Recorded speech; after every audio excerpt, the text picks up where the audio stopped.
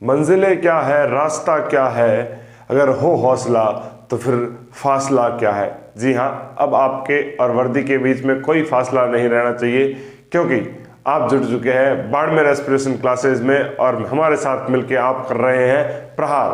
तो चलिए अपनी प्रहार सीरीज जो आर्मी अग्निवीर जीडी है उसमें अपन एक चैप्टर निपटा चुके हैं। अगर आप चैनल पर नए हैं तो चैनल को सब्सक्राइब करें, और आप पिछले वाले वीडियोस जो है वो उसमें हमने नंबर सिस्टम को बहुत ही बेहतरीन ढंग से समाप्त कर लिया गया है। इससे पहले 3 लेक्चर हो चुके हैं नंबर सिस्टम के हुए। आज अपन नया पार्ट जो शुरू करने जा रहे हैं, वो नया पार्ट जो है वो है HCF एंड LCM। हिंदी में बोलते हैं LCM को लघुतम समार्थवर्ती और HCF को महत्तम समार्थवर्तक, मसप और लसप भी बोलते हैं, है ना। अब चैप्टर शुरू करने से पहले मैं बता दूं कि इसका जो है वो संख्या पद्धति से कोई संबंध नहीं है। ये अलग चैप्टर है, इस पे आपके 2 से 3 सवाल आते हैं ना, 15 में से 2 से 3 आते हैं। इसका मतलब बहुत सा वेटेज रखते हैं, और LCM LCF से काफी लोग डरते भी है। तो अपन डरेंगे नहीं, बहुत अच्छे से हम एकदम पहले जड़ में घुसेंगे और उसके बाद सवाल का गर्दा उड़ाएंगे। तो पहले मैं चलता हूं आपको LCM और HCF पे आने से पहले, मैं उसकी कहानी बताने से पहले जो भूमिका तैयार करना चाहता हूं, उस भूमिका में पहला जो मैं आपको बताना चाहूंगा वो है गुणनखंड, जिसे इंग्लिश में हम फैक्टर बोलते हैं, है ना। गुणनखंड क्या चीज है उसके बारे में अपन बात करेंगे। तो जो गुणनखंड है वो क्या चीज होती है। अगर आपके पास कोई संख्या है, मान लो 6। अब मैं अगर आपसे पूछूं कि 6 में किस किस संख्या का भाग जाता है, तो आप कहोगे 1 का जाता है, 2 का जाता है, 3 का जाता है और 6 का खुद का भाग जाता है। तो ये जो आपने अभी लिखी 1 2 3 6, इसे हम क्या बोलते हैं, 6 के गुणनखंड। क्या बोलते हैं, 6 के गुणनखंड। तो क्या अगर मैं परिभाषा की बात करूं तो किसी संख्या में जिन जिन संख्याओं का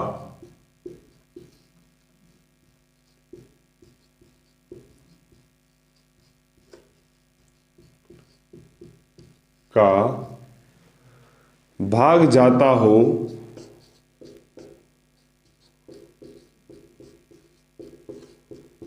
वे संख्याएं उस संख्या की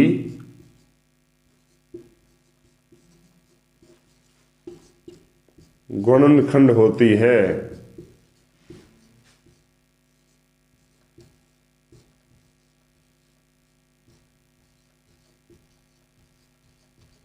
जैसे यहां पर 1 2 3 और 6 क्या है, 6 की गुणनखंड है। क्या है, 6 की गुणनखंड है।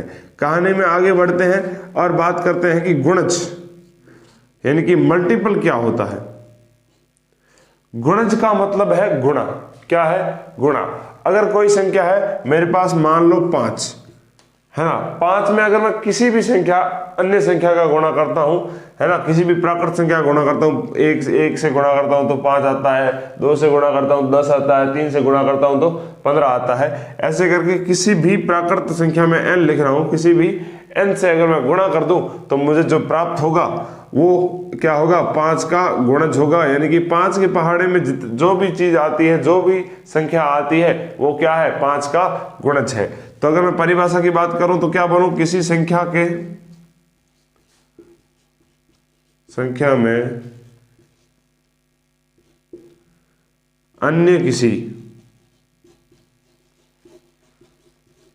संख्या का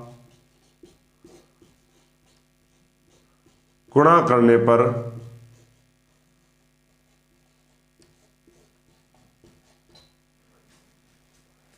प्राप्त संख्या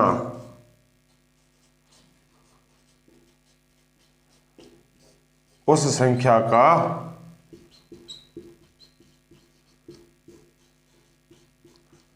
गुणज होगी।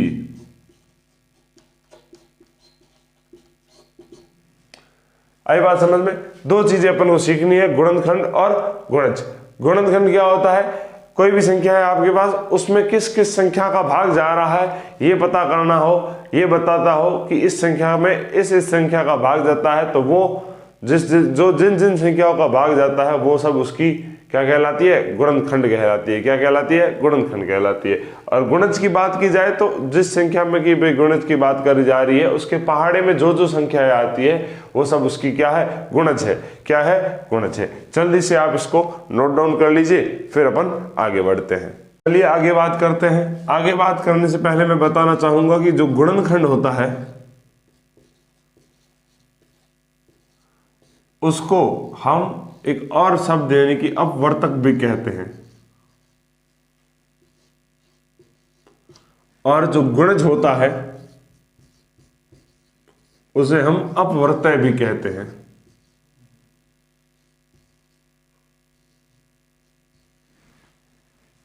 ठीक है ना, ये चीज आप याद रखना कि गुणनखंड को अपवर्तक कहते हैं और गुणज को अपवर्तय भी कहते हैं। अब मैं अगली जो बात करने जा रहा हूं वो मैं बात कर रहा हूं उभयनिष्ठ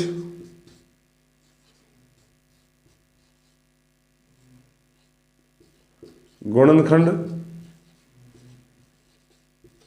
यानी कि कॉमन फैक्टर, और उभयनिष्ठ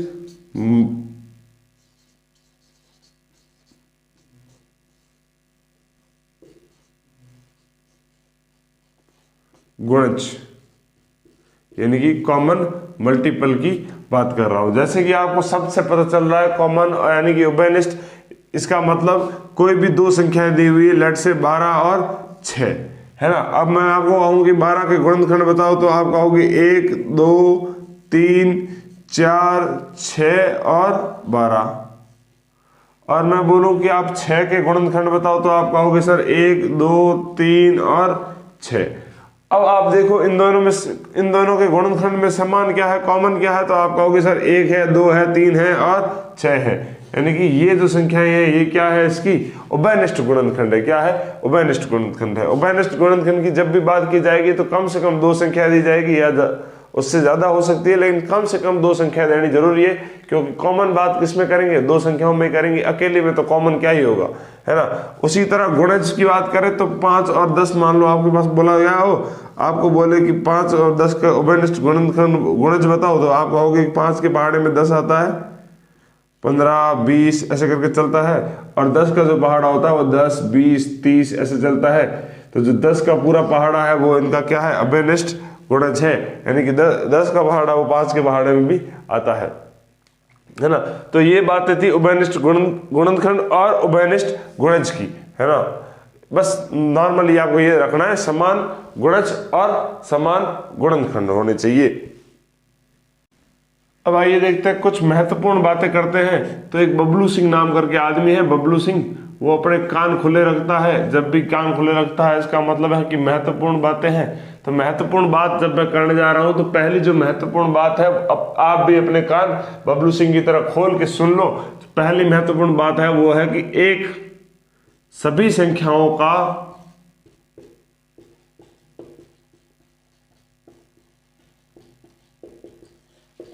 गुणनखंड है। संसार में जितनी भी संख्याएं हैं, है ना, उन सभी का गुणनखंड एक तो हमेशा ही होगा। तो एक संख्या है, एक 1 वो है, वो सभी संख्याओं की गुणनखंड होती है ना। और दूसरी बात, किसी भी संख्या के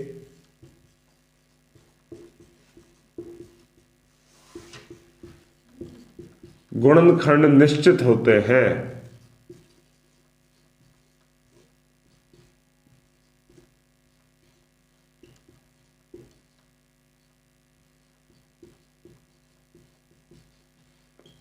अनलिमिटेड नहीं होते, फिक्स होते हैं, है ना। कि जैसे 6 था तो उसके गुणनखंड जो थे वो 4 ही थे, 1 2 3 और 6 खुद, तो 4 ही गुणनखंड थे। तो फिक्स होते हैं, संख्या फिक्स होती है कि इतने ही गुणनखंड होंगे, इससे अधिक गुणनखंड नहीं हो सकते। तीसरी बात, किसी संख्या का गुणनखंड या तो उस संख्या के बराबर या छोटा हो सकता है।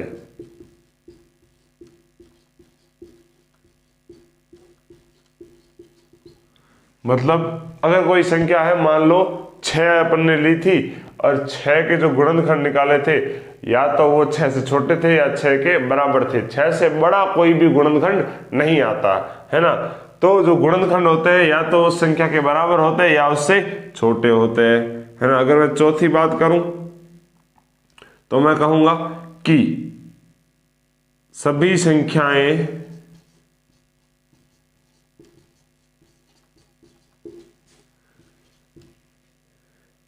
अपनी अपनी गुणनखंड है।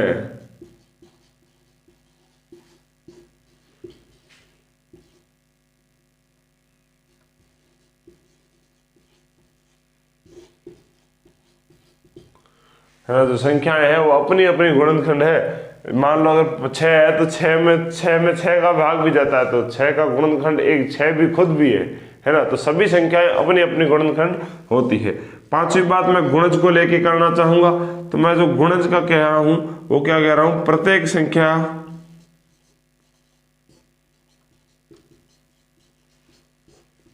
स्वयं का गुणज है। हर संख्या खुद का गुणज होती है। दूसरी बात यानी कि छठी बात मैं कह रहा हूं कि किसी भी संख्या के गुणजों की संख्या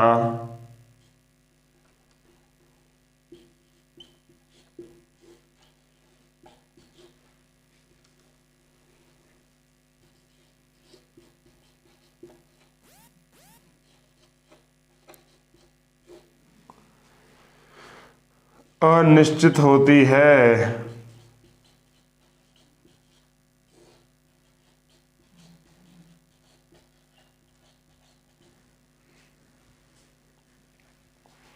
और सातवीं बात कहती है कि किसी भी संख्या के गुणज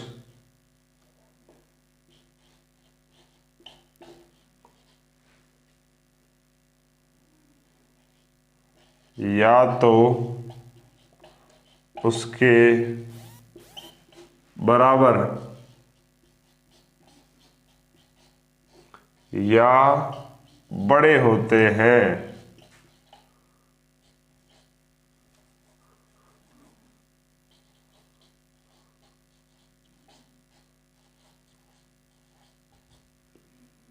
ये 7 बातें जो है वो रोचक बातें हैं कि एक सभी संख्याओं का गुणनखंड होता है ना। किसी भी संख्या के गुणनखंड निश्चित होते हैं, फिक्स होते हैं। और तीसरा बोला है किसी संख्या का गुणनखंड या तो उस संख्या के बराबर या उससे छोटा हो सकता है, उससे बड़ा नहीं हो सकता, है ना। और चौथा बोल रहा है सभी संख्या अपनी अपनी गुणनखंड होती है ना। प्रत्येक संख्या अपनी तो गुणनखंड होती है। प्रत्येक संख्या स्वयं का गुणज है। प्रत्येक संख्या अपना गुणज है। जैसे 5 का गुणज 5 भी होता है, क्योंकि 5 का गुणा 1 से करने पर 5 मिलता है। और क्या है, और बोल रहा है किसी भी संख्या के गुणजों की संख्या अनिश्चित है, क्योंकि किसी भी प्राकृत संख्या और कोई एक संख्या है उसको अगर आपस में गुणा कर दिया जाए तो उनका गुणनफल ही गुणज होगा उस संख्या का। तो जो गुणनफल है वो अनिश्चित होते हैं। कितनी भी प्राकृत संख्याओं की आप गुणा करते जाओ और आपको गुणज मिलते जाएंगे,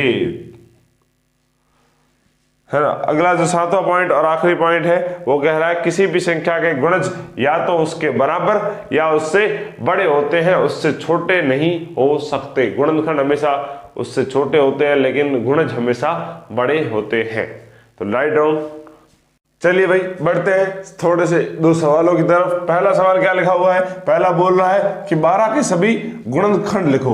अब आपको बताना है कि 12 के सारे गुणनखंड कौन कौन से होते हैं। तो मैं कह रहा हूं कि एक तो सभी संख्या का गुणनखंड होता है, तो एक और 12 में किसका भाग जाता है, 2 का भाग जाता है, जी बिल्कुल जाता है। 3 का भाग जाता है, जी बिल्कुल जाता है। 4 का भाग जाता है, जी बिल्कुल जाता है। 5 जाता है, नहीं जाता। 6 का जाता है, हाँ जाता है। फिर सीधा 12 का भाग जाता है। तो ये 12 के सारे गुणनखंड हो गए, है ना। अगला सवाल देखो, 9 के प्रथम 5 गुणज लिखो। 9 के प्रथम 5 लिखने मतलब 9 का पहाड़ा लिखना 5 बार तक। तो 9 का 1 से गुणा करने पे 9 आता है, 9 का 2 से गुणा करने पे 18, 3 पे 27, 4 पे 36 और 5 पे 45। तो ये हो गए 9 के प्रथम 5 गुणज, है ना।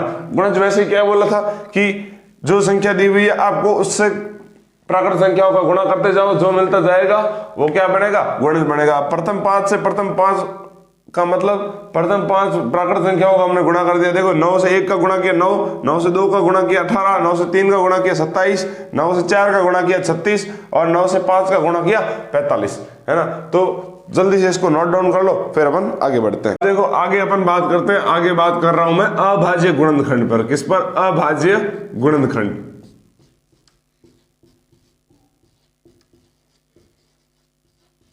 अब अभाज्य गुणनखंड क्या होते हैं, अभाज्य गुणनखंड होते हैं कि अगर किसी कोई भी संख्या दी हुई है आपको और आप उसके अभाज्य संख्याओं के गुणनफल के रूप में लिखते हैं। सर क्या बोल रहे हो, क्या अभाज्य गुणनखंड, क्या अभाज्य संख्या है ना।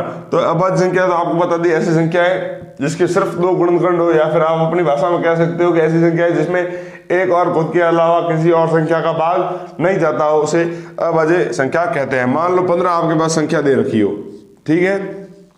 अब मैं बोलूं कि इसको अभाज्य संख्याओं के गुणनखंड में लिखो, तो पहली बात तो इसके गुणनखंड के कौन कौन से होते हैं वो देखो, 1 है ना, फिर 3 का भाग जाता है, 5 का भाग जाता है, फिर सीधा 15 का भाग जाता है। आई बात समझ। अब आप जब इसको अब इसके अभाज्य गुणनखंड लिखोगे तो कैसे लिखोगे, 3 गुणा 5। देखो यहाँ पे अभाज्य संख्या क्या है, 3 है और 5 है, तो इनके गुणन के विस्तार में लिखोगे तो क्या 3 गुणा 5 15 होता है कि नहीं होता है। तो जो इसके अभाज्य गुणनखंड होंगे उनको अपन अगर गुणा कर दे तो वो संख्या वापस मिल जाएगी। तो इसी तरह ये अभाज्य गुणनखंड लिखने हैं। अब दूसरी बात, अभाज्य गुणनखंड निकालने का ऐसे, ये तो छोटी संख्या थी, कोई बड़ी संख्या हो गई तो जैसे मान लो 200 है, तो आपको एक ऐसी सीडी बनानी है, ठीक है।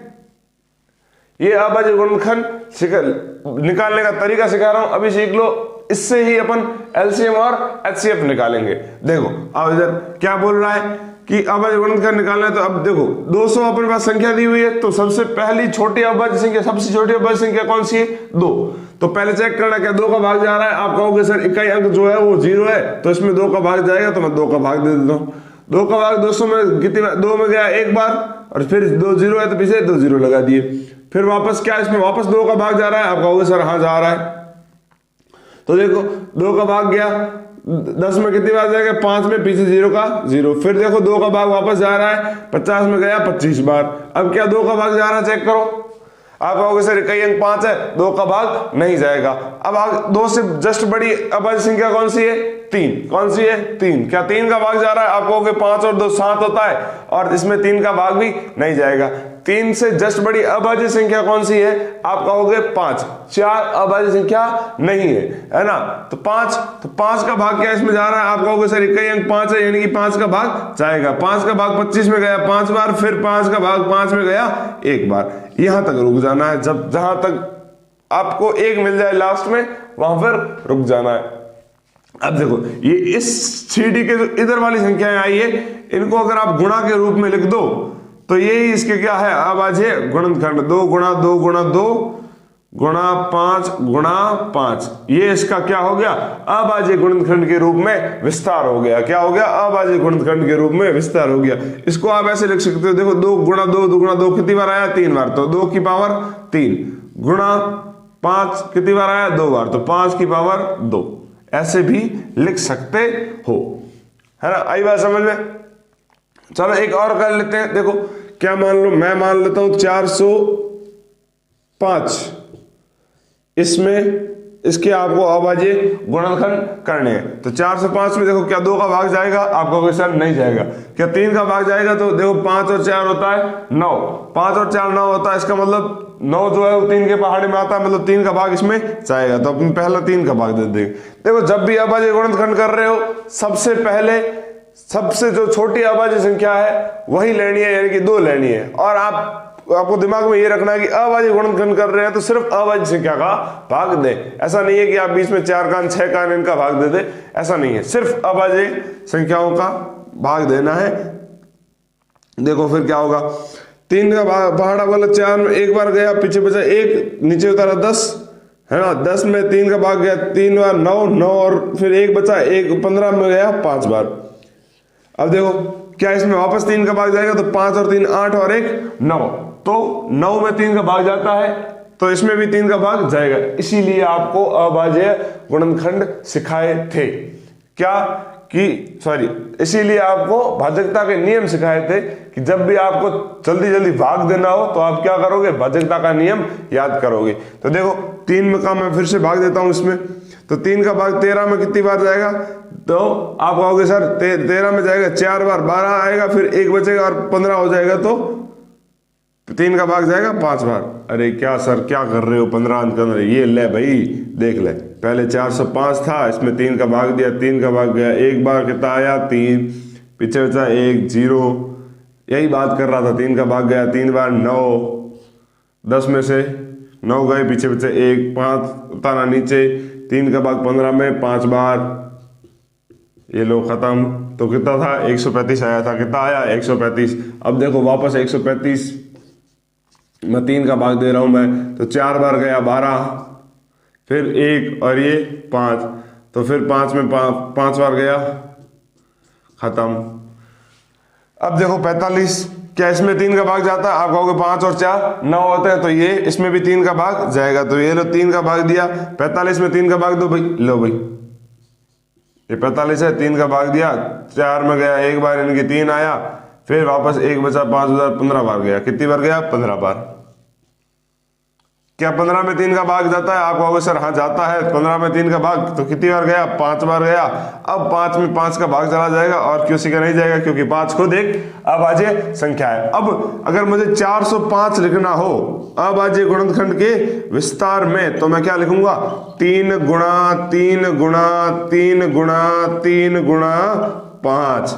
देखो 3 गुणा 3 गुणा 3 गुणा 5, तो ये वाली जो संख्या आई थी इसको अपन अगर गुणा के रूप में विस्तार में लिख दे, इसी को अपन क्या कहते हैं? अभाज्य गुणनखंड का विस्तार। अच्छा ये क्यों सिखा रहा हूं, क्या मतलब है, आपको भूमिका तैयार कर रहा हूं। अब अगर आप ये सीख गए तो आप सीधा एलसीएम और एचसीएफ फाइंड करेंगे बिना किसी देरी के, आपको कोई ऐसे दिक्कत नहीं आएगी उसमें। सीधा सीधा मैं आपको ऐसे बनाऊंगा और बोलूंगा एलसीएम लिखो, आप कहोगे ये लो सर, आप कहोगे एचसीएफ लिखो, ये लो सर, दबा दब करेंगे। तो पहले ये नोट डाउन कर लो। चलो आगे बढ़ते हैं, थोड़ी सी प्रैक्टिस कर लेते हैं। देखो आपके पास 3 संख्याएं हैं, 105 117 और 1500 है ना, 1500। इन तीनों के आपको अभाज्य गुणनखंड करने। अब देखते कैसे करने। पहले तो ये चाड़ी बना दी है ना, सीडी बना दी, फिर अब देखो क्या इसमें 2 का भाग जाता है, क्योंकि हैंगम छोटी अभाज्य संख्या कई है 2 है, तो 2 भाग हैंगम पहले चेक करना है। तो 2 का चेक किया तो 2 का भाग नहीं जाता, क्योंकि इकाई अंक 5 है। अब क्या करना है, 3 का भाग चेक करो। 2 से जस्ट बड़ी अभाज्य संख्या कौन सी है? 3 है। कौन सी है? 3। तो 3 का भाग चेक करने के लिए क्या करेंगे? अंकों का योग करेंगे, तो 5 और 1 6, बीच में 0 भी है, 6 और 0 भी 6 ही होते हैं, है ना। ठीक है भाई, तो आओ 6 में 3 का भाग जाता है, तो हाँ आप कहोगे जाता है, तो इसमें भी 3 का भाग जाएगा। 3 का भाग 10 में गया 3 बार, 9, पीछे से 1 और 5 15, 15 में कितनी बार जाएगा? 5 बार जाएगा। क्या आ गया? 35। अब देखो क्या वापस इसमें 3 का भाग जाता है? 3 5 और 3 8, 8 में 3 का भाग नहीं जाता है, तो 35 में भी 3 का भाग नहीं जाएगा। अब देखो क्या इसमें 3 से जस्ट बड़ी अभाज्य संख्या कौन सी है? 5। क्या इसमें 5 का भाग जाता है? आप कहोगे सर इकाई अंक 5 है, तो इसमें 5 का भाग जाएगा। तो 5 का भाग कितनी बार जाएगा? 5 का भाग आप कहोगे 7 बार जाएगा। 7 पंजे 35। अब देखो 7 खुद एक अभाज्य संख्या है, तो 7 का भाग गया 1 बार। तो इसके जो 105 के अभाज्य गुणनखंड का विस्तार कैसे हो गया? 3 गुणा 5 गुणा 7। ठीक है, अब देखो 117 है, इसके अलावा ये गुणनखंड करने वापस वही सीढ़ी बना दी।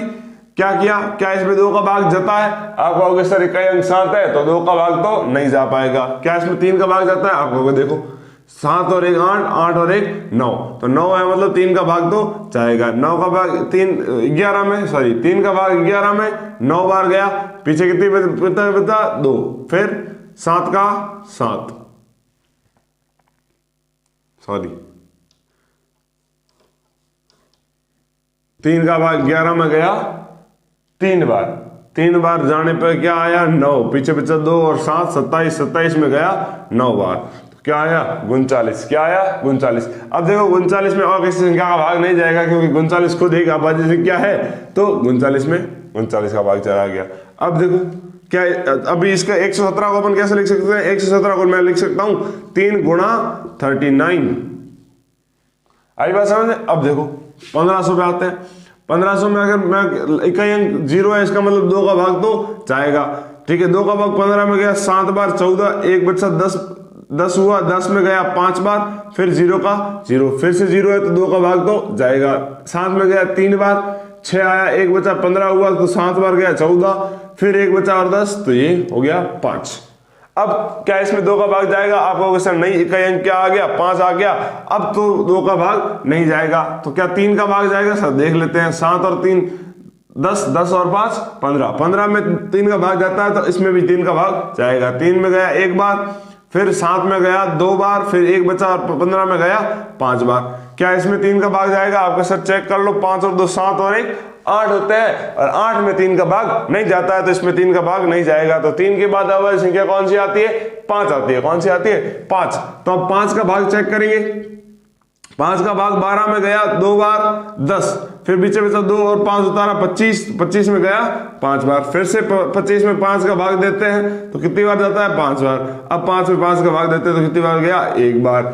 अब देखो इसके अभाज्य गुणनखंड कैसे होंगे? 1500 के अभाज्य गुणनखंड कैसे होंगे? देखो 2 गुणा 2 गुणा 3 गुणा 5 गुणा 5 गुणा 5।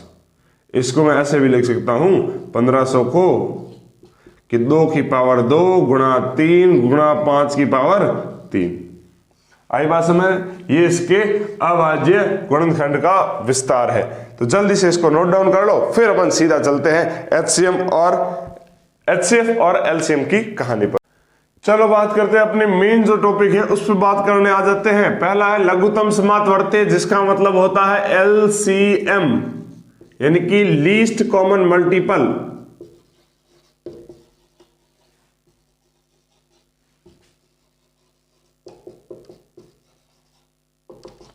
अब देखो जैसा आपको नाम से पता चल रहा है लीस्ट या फिर लघुत्तम, इसका क्या मतलब होता है? इसका यह मतलब होता है कि सबसे छोटा उभयनिष्ठ गुणज, सबसे छोटा उभयनिष्ठ गुणज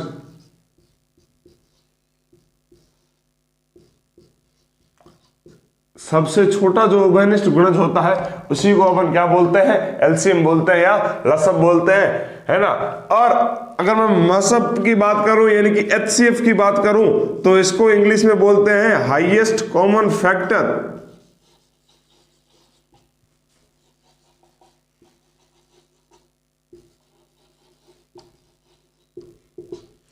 अब फैक्टर का मतलब होता है गुणनखंड। तो और जैसे आपको पता चल रहा है हाईएस्ट महत्तम, इसका मतलब हुआ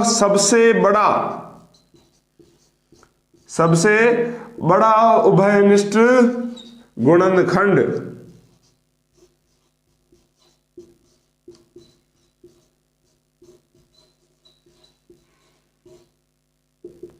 अब ध्यान रखो, आप सबसे छोटा गुणज तो बता सकते हो लेकिन सबसे बड़ा गुणज नहीं बता पाओगे, क्योंकि गुणज तो अनलिमिटेड होते हैं, खत्म ही नहीं होते हैं।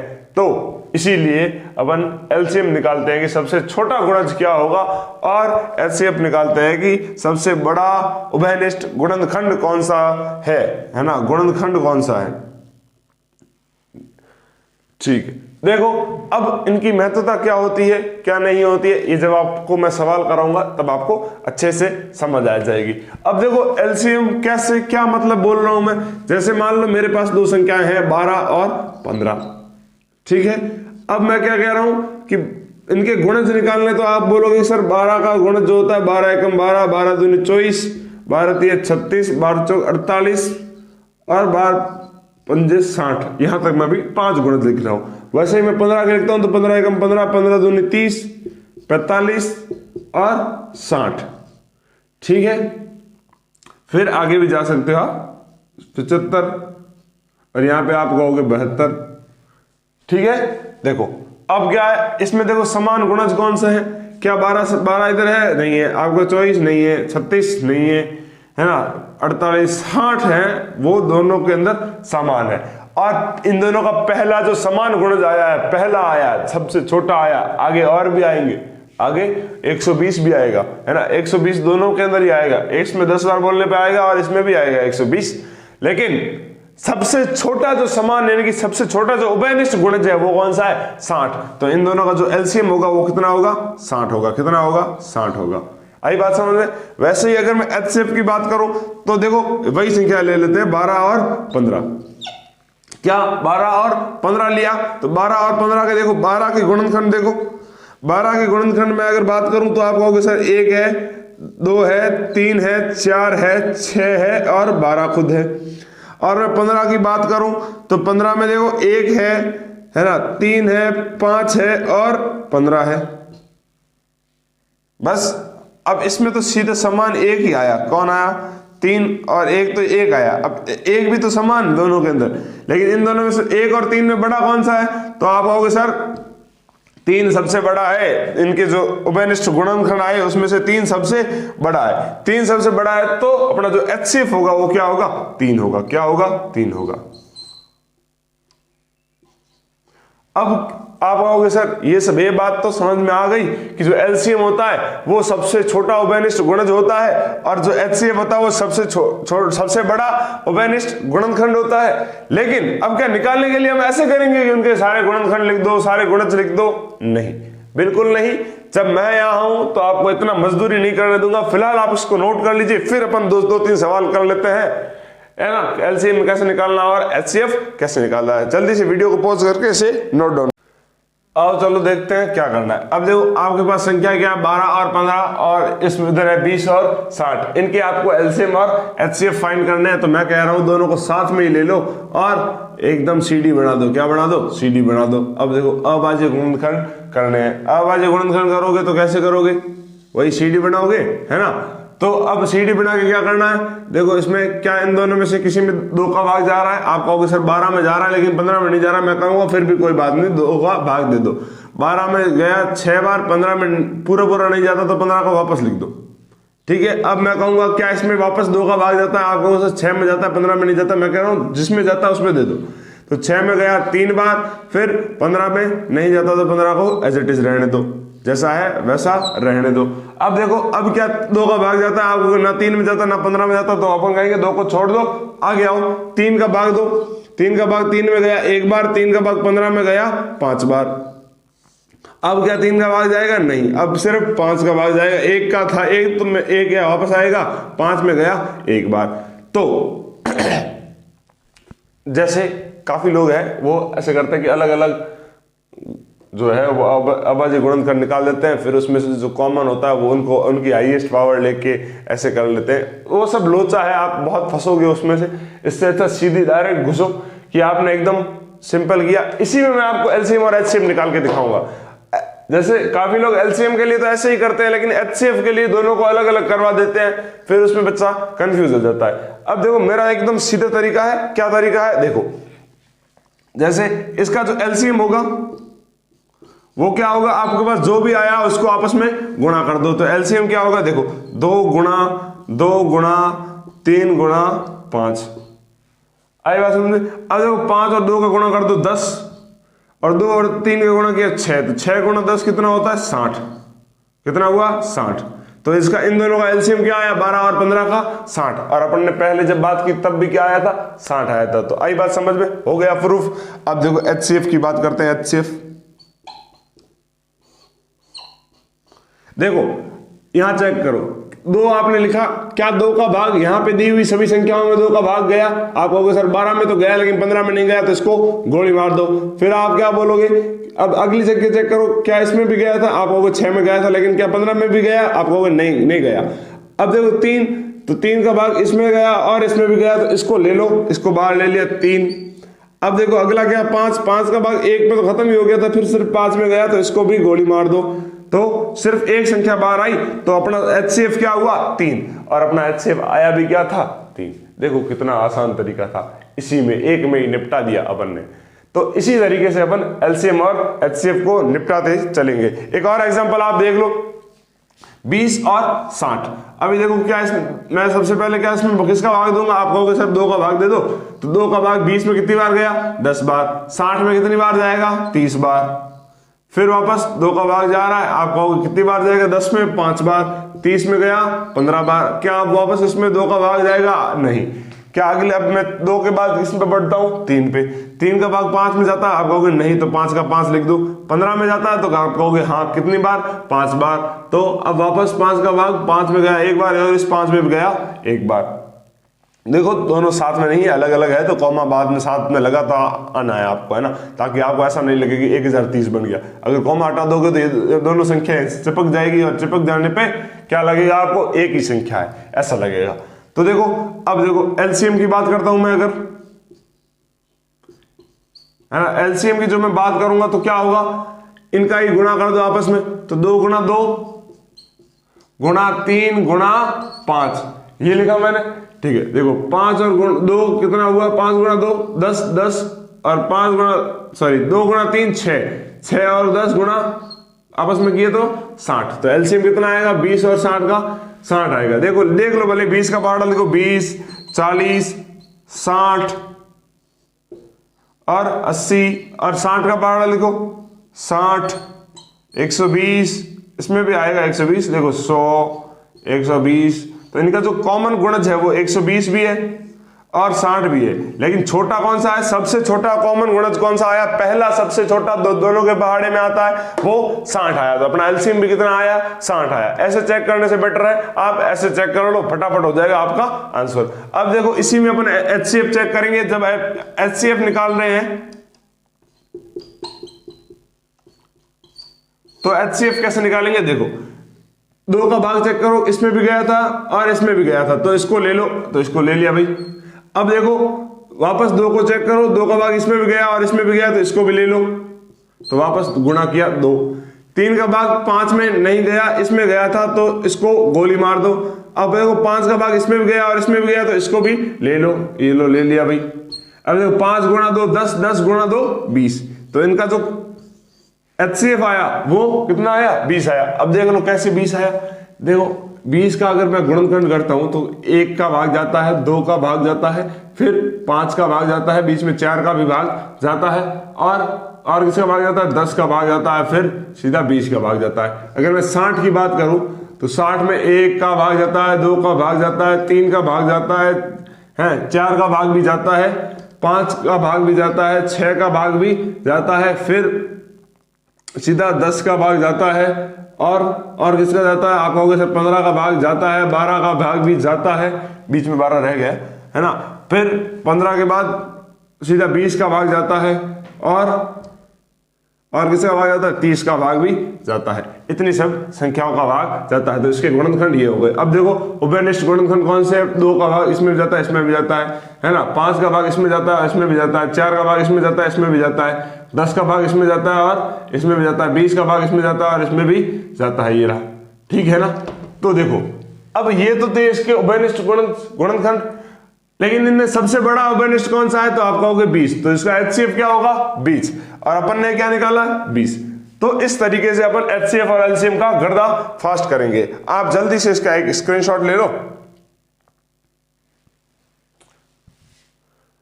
तो ये तो बातें थी एचसीएफ क्या होता है, एलसीएम क्या होता है। आगे अपन इसको बहुत ज्यादा समझने के लिए इसके अगला जो वीडियो होगा उसमें बहुत सारे सवाल करेंगे, किस प्रकार के सवाल आते हैं एलसीएम और एचसीएफ पर। फिलहाल के लिए इतना ही। और इस वीडियो के बाद मैं आपको इस पूरे चैप्टर के नोट्स डाल दूंगा, वो टेलीग्राम चैनल पे डाल दूंगा, तो आप टेलीग्राम चैनल ज्वाइन करना ना भूलें। कल वीडियो नहीं आ पाया, रेगुलरिटी टूट गई, उसके लिए मैं क्षमा चाहता हूं दिल से। हालांकि मैंने ऐसे ही वादा किया था कि जो एक दिन में एक वीडियो आएगा, तो CUET वाला वीडियो आ गया और उसके बाद ये वाला वीडियो शूट नहीं हो पाया किसी कारणवश, है ना। लेकिन वीडियो लगातार आते रहेंगे, ऐसा बिल्कुल नहीं होगा कि चैनल पे कोई वीडियो ही ना आए। तो मिलते हैं आपसे अगले वीडियो में, तब तक के लिए जय हिंद। प्रहार करते रहिए और मेहनत करते रहिए, हंसते रहिए, मुस्कुराते रहिए। जय भारत, राधे राधे।